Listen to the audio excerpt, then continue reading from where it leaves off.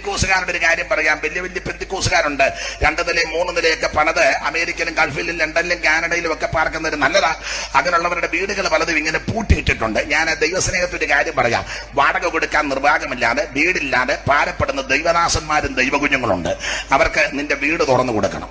എല്ലാ മുറിയും തുറക്കണ്ട, 2 മുറിയെങ്കിലും അതൊക്കെ കൊടുത്ത് ബാക്കി നമ്മുടെ സാധനം ഇട്ടേച്ച് ആ വീടൊക്കെ തുറന്നു കൊടുക്കണം. എല്ലാവരെയും നമുക്ക് വിശ്വസിക്കാൻ ഒക്കത്തില്ല, അത് ശരി. എന്നിരുന്നാലും എല്ലാവരും ഒന്നും പ്രശ്നക്കാരല്ല.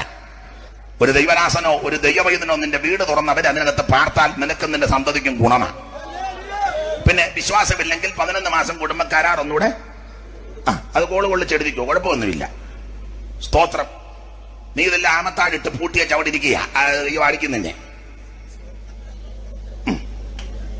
എന്നാ വലിയ അനക്കമൊന്നുമില്ലാത്ത വിദേശത്തിരിക്കുന്നവരോടും കൂടെ ആയി പറയുന്നത് കേൾക്കുന്നുണ്ടല്ലോ. ഇന്ന് രാത്രി നീ അവിടെ ഇരുന്ന് തീരുമാനമെടുത്തോണം.